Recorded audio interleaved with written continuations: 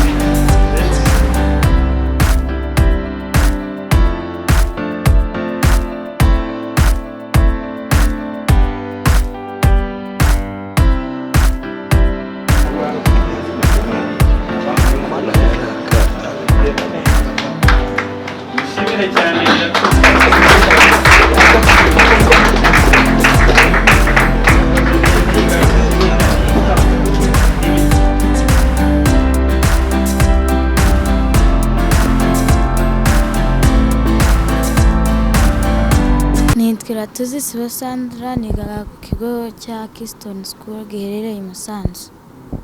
Wabaye wa gatanu muri primaire ko uri n'umukobwa wa mbere mu gihugu kuko bane ba mbere n'abahungu. Wabyakiriye gute? Numvishe nishimye cyane. Se wabigenje to kugira ngo ubashe guhigika abandi? Narize cyane mbishizeho umwete nkora ibishoboka byose ku buryo nibanda ku masomo yanjye nta kindi kintu kimvangiye. Kwibanda ku masomo ya mitanibuka ko hari abana usanga bari muri telefone kuri televiziyo ukasana ibyo bari gukora mu biruhuko ku mugoroba batashye. Wowe ibyo bintu wabyitwaragamo gute? Ibyo bintu byabaga bifite umwanya wabyo n'amasomo afite umwanya wabyo wayo kuyasubiramo. Yego ko hari igihe ushobora nko guhugira kuri televiziyo amasa ukaryama utinze bikagutera kunanirwa, wajya nko kwishuri ntubashe gukurikira mwarimu ari gusobanura ari kwigisha bikagutera gusubira inyuma mu ishuri. Nibyo nawe urambwira amazina yawe umbwe nuko mwakire kubona umwana wanyu rero aje ku mwanya wa gatanu mu gihugu akaba n'uwa mbere mu bakobwa. Nitwa Bitwaye Evariste Papa Sandra.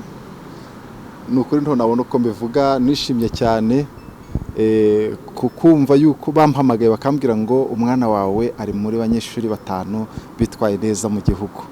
Nto nabona uko nkubwira ukuntu emotion nazumvishe numvishe mbuze uko nifata. Numva ndanezerewe kandi numva nawe aranshimishije cyane. Numva mbese imbaraga nakoresheje zirushijeho kwiyongera ku baba bari inyuma ndetse no mu kindi gihe agiye kwinjiramo ko burya koko gukora ari ugushiraho umwete. Nanjye banyita Florence Mukangwije mama wa Sandra Iratuze. Byakirite kubona atsinze gutya? Bese bana we ni surprise cyane ko twanabimenye na ninjoro nko mu saa 12 gutyo. Natunguwe numvaga ko ari ibintu bidashoboka ariko noneho nkurikije ukuntu wenda ava muri examen yambwiye ati mama rwose nabonye nakoze nagerageje babimbwiye ndavuga mbona afashe nk'umunota mbitekerezaho ubundi ndavuga ngo mana we ngo icyubahiro kibi cyawe tu. Umunyeshuri wa mbere cyane cy'amashuri yisumbuye yitwa Umutoni wa Sekeria, yigaga kuri Fawa Girls School mu karere ka Gasabo ariko ntabwo yabashije kuza, ubwo biratuma dukurikizaho wa kabiri yitwa Ihimbazwe n'Ikora Kevin, yigaga kuri Notre Dame du Cito mu karere ka Nyarugenge. Turasaba umuryango wa leta muri minisiteri y'uburezi ifasha gushimira umwana wa kabiri.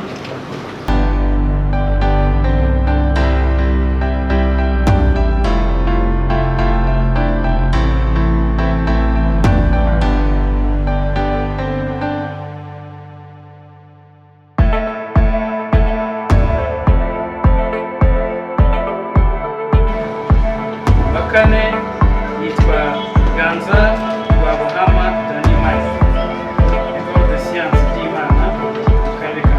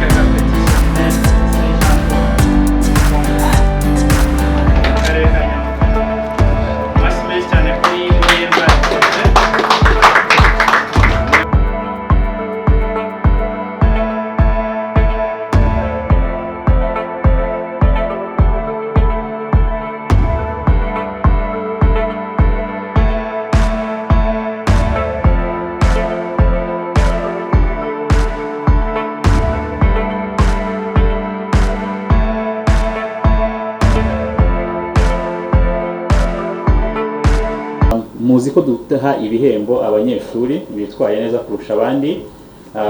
Twajyaga tubagenera za mudasobwa ariko uno mwaka hariyongeraho n'ibikoresho by'ishuri kubera ko nabyo barabikenera, ndetse tunashimira n'umwarimu SACCO. Buri munyeshuri wese abanyeshuri bari buze kuza hano mu ndashyikirwa, uruhare rw'ababyeyi umwarimu SACCO uzarubatangira. So bivuze ko abanyeshuri mufite umwaka umwe wa kane cyangwa se uwa mbere, mufite abanyeshuri ubwo bari hano, mufite mudasobwa, mufite ibikoresho by'ishuri. Ku itariki 25 muzajye ku ishuri, uruhare rw'ababyeyi bazarubatangira. Ariko NEZA nitangaza ko muzajya 21 ariko muzajyayo, sibyo? Mbona mvuze 25 kubera ko ari bwo twese tuzatangira. Ariko nagira ngo nongere ako ngako, nkuko nayo nabivuze twazanga duha abana mudasobwa, ariko uno mwaka twahisemo kubongeraho n'ibikoresho by'ishuri ndetse n'umwarimu SACCO ukazatanga uruhare rw'umubyeyi aho umwana azajya kwiga mu mwaka umwe.